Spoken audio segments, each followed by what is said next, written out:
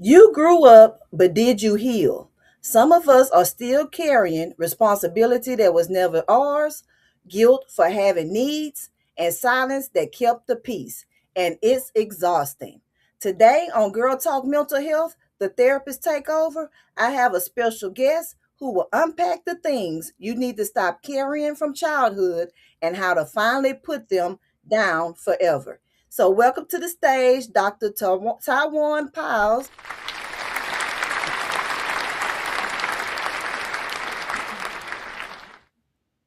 Welcome. Tell the viewers a little bit about who you are, ma'am. Thank you. So, I am Dr. Taiwan Piles. I am a holistic psychotherapist. I practice with trauma informed care, and I'm the founder of Ethos Consulting Resources Incorporated, where I provide healing center care across the lifespan. My work focuses heavily on helping high achieving adults, especially BIPOC women and veterans, recognize the invisible survival patterns that they've learned in childhood that they are still dealing with in their adulthood. Ooh, sound like you have a lot to deal with helping people, right? Yes, ma'am. Okay, so you ready for this impactful conversation so we can help our viewers out today? I am. All right. So when you think about, and you mentioned the high functioning adult women and probably men too, who Yes. seem fine, what are the most common childhood patterns you see still running their lives? I see survival. If they're dealing with I had to fend for myself or I had to grow up and mature before I was ready to, and they're using those techniques that they learned in childhood, so, which is technically hyper independence, and it's a survival technique, and that's what they're carrying. That's one of the things that they're still carrying with them today. Okay. Um, yes. Go ahead. So, what are some of the most common childhood patterns you still see? Like, give us some examples. So outside of hyper independence, we have chronic people pleasing. That's when you find it hard to say no, or if you say no, you feel guilty about it. You over explain things. You just trying to keep everyone happy, but you're not keeping yourself happy. Mm, There is also emotional suppression. That's part of the that go hand in hand with people pleasing, because you're putting your feelings and your desires and your wants to the side while you're pouring into other people and helping them accomplish things that they need to accomplish, whether it's at work, at home, in your friendship group. But you're feeling numb and disconnected from the world and having trouble finding true connection because you're not really showing up as your authentic self. mhm. um Another one that we don't talk about is that overachievement self-worth. What that is we can use me for example. I have a PhD. If I use the PhD to define me in different spaces, or I've accomplished this and I've done that and I wrote a book, and if that's not even what the conversation is about, if we just having casual girl to girl talk conversation, kikiing, why is that what you bring to the table? That's that overachievement self-worth. You're letting your achievements define you. Okay. And the last one is you that I would bring up is you carry the responsibility that was never yours. So things from childhood, like I mentioned earlier, growing up, having to grow up and mature, being that eldest daughter. We all know about that eldest daughter syndrome, Uh-huh. or Gotta eldest take care of child. everybody and everything. Mama, the bills, the siblings. Yeah. Right. And it's generational. As Black women, we often put on that cape, and so those are things that we tend to carry into adulthood from childhood. Now you mentioned the hyper independence because that's even for me. Like this year, with doing more research, it's almost a new term to me. I really haven't been seeing that word that much because that's kind of like not my niche. But Uh-huh. since I've been doing the therapist takeover, I've seen that word a lot with the therapists that I've interviewed so far. So for the people who really not familiar with it, like I'm not really rehearsed on it myself. What's a little more about what the hyper independence is, so they can know, in simple terms. They probably think we talking, doctor terms, but for the everyday person. So what that is you do everything. You're not out here asking for help. One, because people are you have found that people are inconsistent, or you can't trust people to come through when you need them. So you go through life um doing things on your own. We can use me as an example. I'm a single new mother, and I'm out here, and I have no community where I currently am, because I'm in a state far away from family and far away from friends. I moved for career purposes, right? Hmm.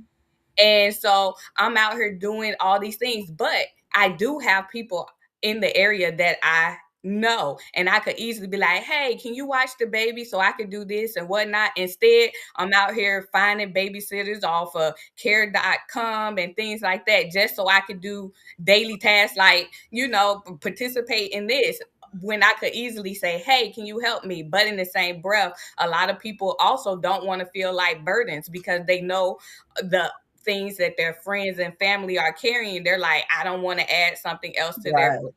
So with the hyper independence, you just like, hey, I'm going to figure out how to make this work, and I'm going to get it done. Which leads to burnout, overwhelm, losing Hmm. focus, and everything. Is that All. superwoman syndrome? I guess that's what the old term was.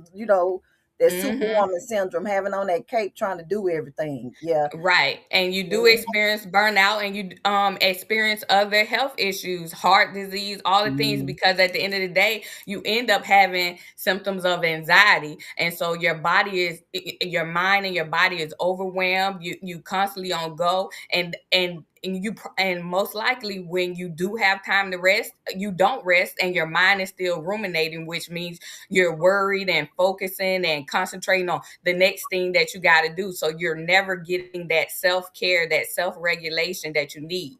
It's a vicious cycle. So you Yeah. mentioned your personal journey, and congratulations on the new baby. Thank Uh, you. so what have you done? With some personal tips that you've done that's worked? As far as navigating with the hyper independence, again, I do have a community here, but again, they do have their own situations going on. But I am offloading things from myself. Yes, I have to pay people to help me with those things, but I'm offloading. Not only that, but I participate in self care all the time. I have a daily routine. In the morning time, I call it setting my intentions for the day. Mm-hmm. I light a candle. I manifest, I affirm, and I talk to my higher being for 5 to 10 minutes while doing mindfulness. I let a little mindfulness app on my phone play while I do that. I'm setting my tone for the day, because you just never know what's going to happen, which way the wind is going to blow. I do Mm-hmm. that same thing at the end of the day, because now I'm releasing, Yeah. 1, 2, 3 release. That's what they Yeah. saying these days. I'm releasing anything that has transpired throughout the day, so that I can go to bed. So after I do the ritual at night, I take a shower, because that's another method, the hot water. And I have a eucalyptus plant in my shower. Eucalyptus has components that help regulate your nervous system, help ease anxiety, help you relax. So I have a eucalyptus plant in my shower. So whenever I take a shower, it's like being in a spa, and I'm able to decompress from the day and go to bed. So this is just one example of a self-care regimen that I do every day to ensure that, to keep me from burning out and having compassion fatigue as a clinician. Well, that's good, because it sounds like what you're saying is that you, in the morning, you wind up, you do things to help you wind up, and then in the Mhm. evening you do things to help you wind down. So that's good Yes, ma'am. tips. Yes, So yes. how can someone tell the difference between if it's their personality and if it's some protection? Um, well, those things go hand in hand, because your personality could be built off your survival techniques. So when dealing with determining, hey, if this is my personality or if this is something that I should talk to a therapist about, my best recommendation is just to talk to a therapist anyway, to release anything that you may not even know that you need to release. But to go a little more in detail, when it comes to trauma shows up in different manifestations, physically, mentally. You can easily be triggered by anything. And so, we're discussing carrying things from childhood. You could have had an amazing childhood that can still cause you anxiety. I'm gonna give you an example. If you grew up in a household where your parents were loving and supportive and all you wanted to do was please them, so all you wanted to do was get good grades and go over and beyond to make them proud, you grow up into an adult that's a high achiever, but you're doing everything and anything. And so you have anxiety because if you don't do this, and have I failed as a human being? That's anxiety playing tricks on you. That's the fear from your childhood, because now you kind of have a perfectionistic personality, just to give an example. Yeah, that's good because a lot of people do. When you have clients and you like, okay, how did they going, or how was your childhood? And like, oh, I had the perfect childhood, but then they have issues as adults, so they thinking like, what's going on because I had a perfect childhood, and they don't connect those two things. But I'm glad you highlighted that because there are a lot of people out there that did have great childhoods, but they're not functioning well as an adult, and they trying to figure it out, and they can't make that connection. So that's good. Right. So it's a trauma response, even though your childhood technically didn't have trauma. Okay. And then, so we already kind of talked about hyperdependence, but tell us a little bit about how hyperdependence actually is like a protective barrier. So what it does, again, it's a trauma response. What it's doing is protecting you from disappointment. It's protecting you from, having your heart set on something and it doesn't come into fruition, or feeling like you having to beg somebody for support. It's a protective factor where I if I do it and fail, that's one thing. But if I do it and I'm asking somebody for help and they say no, and then you could snowball into depression, have other anxiety factors, and when I say snowballing to depression, to give an example of that, asking someone for help and they don't show up, it can go into no one ever shows up for me. You can catastrophize. I wanted to make sure I pronunciated that correctly. You can snowball from there and go into and have a depressive episode. So even if you don't suffer from depression, you can have a depressive episode where you're feeling down and don't want to be isolated, don't want to do anything. Then you may develop the mindset of I don't want to talk to them anymore because I can't depend on people, all of these things. So that's where that hyper independence comes from. Asking people to show up for you and they didn't show up, it's a safety measure for you. Right. And I'm thinking about somebody who I know that they hate to be told no. So sometimes they won't ask you certain things that they just already preconceive that you're gonna say no to, like say a birthday party or something. And so they Right. want to invite you to a birthday party or something because they like, I feel like you was gonna say no. I'm like, why you didn't invite me to your birthday party, whatever? Oh, you Yeah. so busy or whatever. I thought you were gonna say no. How you knew if I was gonna say no or not? Because I'm Right. like, there's something going on with you with that because they do it frequently. And like, well, I just hate to be told no, so I just don't ask people at all. Mm-hmm. I'm like, It, really? No. it goes hand in hand with the saying, protection says I have to do what's safe, and then the personality is I do what I'm free to do. Mm-hmm. Okay, so that's good information. So listen, while we about to take a commercial break, I want you all to ponder on the things that Dr. Taiwan has told us in this first half of Girl Talk Mental Health, but write down what some of your burdens are so that when we come back, you can really have that written down, and then the tips and tools that she give in this second half, you could pretty much kind of pinpoint it and then trying to apply some of the things that she already told us. So we'll be back in about 1 minute. We're going to take a real quick commercial break for the second half of Girl Talk Mental Health. Welcome to the Girl Talk Mental Health. Girl Talk Mental Health dares to go where others won't. We unpack the hard truths about mental health dissect trending topics, and challenge the stereotypes and stigmas holding us back. From navigating the 6 dimensions of wellness to redefining social norms, this is more than a discussion. It's a revolution in how we care for our minds and souls. Ready for bold, honest conversations that spark change? Let's dive in. It's time for real talk with real impact.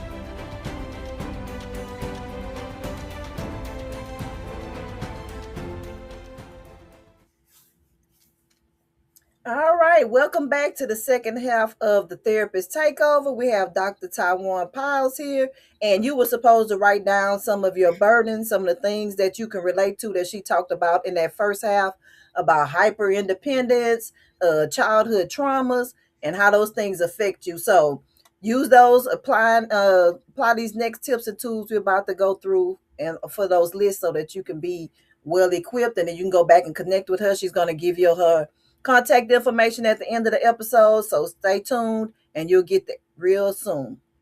So Dr. T, I just gave Yes. your name. I know people call you that, right? Ty, yeah, they do. All the nicknames.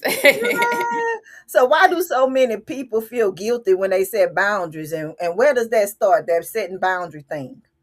Okay, so boundary guilt usually begins from childhood, right?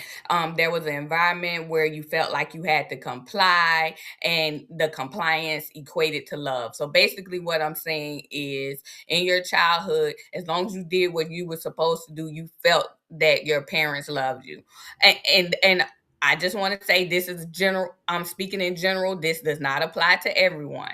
But if a child learned that saying no led to withdrawal or family conflict or punishment, there was an emotional distance, or anything that deregulated the child's nervous system at an early age, this is where that stems from. And so you feel guilty when you have to set healthy boundaries because you didn't know any boundaries in childhood, especially within our culture. And so the best way to deal with that is determining, hey, when what is my peace worth? That's the best way I can say it. What is my peace worth? So if you don't have a problem with, well, let me not say problem. If you can accept how your body feels and how you feel after letting someone consistently do some things that could infringe upon your mental health, then hey, by all means do that. But if your peace is constantly being taken away from you, it's imperative that you set a healthy boundary. And setting that healthy boundary is for you. It's not necessarily for the person. It's for you to say, hey, you want to know what? I'm going to leave this conversation because it's not good for my mental. It's you saying, hey, I don't like when you say that to me because you don't, and you really don't even have to explain anything because again, it's a healthy boundary for you to protect your peace, protect your emotional state. Because I tell people all the time, peace is priceless. Like, that's one thing I found out. So I do everything. This is how I operate. And I learned this, like, COVID really just kind of transformed the way I think about life, period, and that peace. Like, some things you just don't have time to tolerate because life is too short. But I tell people all the time, like, if I can't control other people, right? But whatever, if my goal is peace, and whatever else I have going on, my goals, if what that other person or thing is bringing to me violates it or disrupts it or does not nurture my peace, that's a no. Like, that's, I don't even have to think about it. I don't have to ponder on it. I don't have to debate about it. I don't have to try to, do the pros and cons. It that's my boundary. Like, it doesn't nurture me, so it has to go. So everything don't have to go about that one person, but that one particular thing you did or do on a constant basis, I can't let it into my space. So that's how, that's my personal way of setting boundaries to protect my peace, because, sometimes you can't get it back either. Right. And I'm not saying that you have to close relationships or anything like that. I'm gonna give an example. I used to live in California prior to me living here in Houston, Texas, and my mother lives in Virginia. She used to call me on Virginia time. California time is 3 hours. So she's calling me at 3, 4, 5 a.m. in the morning. And she doing an emotional dump because it's already 8 o'clock over there. Mhm. And so what I had to start doing is I had to start putting my phone on do not disturb and calling her back when once I have digested my day. And I already told you about how I start my day, setting my intentions with my candle and whatnot. I actually started that during COVID. And so that time, I would wait until after I've done my morning ritual to Mhm. prepare me for the day, and then I could call and talk to my mother. But automatically answering the phone just because she's my mother and she called, no. So that was a Absolutely. healthy boundary that I had to install for myself. Because you kind of like already knew what she was gonna do, because she probably had this pattern of what she gonna tell you, and just early in the Right, morning before you started your day. So it looked like you tried to. Because I tell people this too, like you have to dump stuff out to be able to take more stuff. right. Right, so your cup don't overflow. So if you already know mama. So before mama make that call, I know I need to dump some of this stuff before she piles some more stuff in, and and have me overflowing before I even get my day started. So that's a really good Exactly. analogy. That's good. So if someone watching realizes they're carrying one of these five burdens, probably more than five we've given, what's the very first small step towards their healing? The very first small step is always going to be self-care.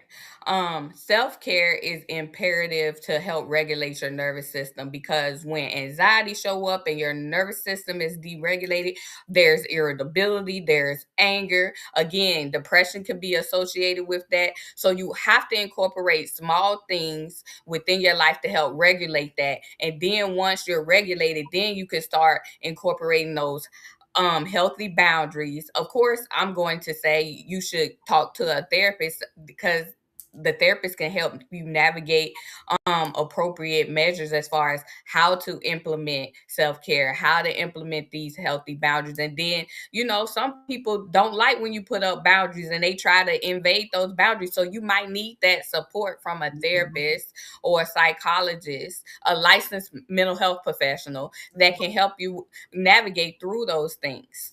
Yeah, that's good what you said, like to help them with when they have problems with setting up boundaries, because it goes back to that people pleasing. Because once you try to set up those boundaries and people try to violate those boundaries, then that people pleasing to kick in, and then you just let those boundaries just go out, just let them down, and then you keep getting violated. So that's good. You give us Right. some good tips, child. Thank you.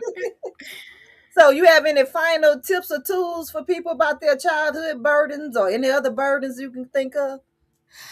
Well, it you may not even know that it was a burden. Like like we talked about earlier, that overachievement in childhood. Your childhood could have been perfect. Your parents could have been showing up to your dance recitals, to your competitions, all the things. But you still felt like, hey, the only my parents aren't going to love me, or they're going to be disappointed in me if I don't achieve this goal. And so in adulthood, that shows up really, really differently. And again, it causes anxiety. So getting that support that you need. I'm not pill pushing or anything like that. I'm just saying you might want to talk to a licensed professional counselor, a psychologist, a licensed clinical social worker, so that they can support you and help you navigate those things, so that you can have healthy boundaries and you can be a high functioning, healthy adult. Good. Well, let the audience know where they can connect with you at, or if you have some special offer, anything you want to tell them about you, so they can connect with you after today. So my business is Ethos Consulting Resources Incorporated. I'm in Houston, Texas. However, I am also licensed in Nevada, and I'm pending being licensed in Washington, D.C., Mississippi, and Virginia. So if you would like to connect to me, if you Google Ethos Consulting consulting resources incorporated, all my information will come up. Right, and y'all can also look at the show description, and then her information will be in there as well. So we appreciate you giving us your time, your knowledge, those burdens that you shared, especially the ones that people really don't think is burdens. And Right. and they're trying to figure out their adulthood and where it went wrong. So that one was key. I really like that one about you had the perfect childhood, and you never really related to what you have going on today. So I appreciate that.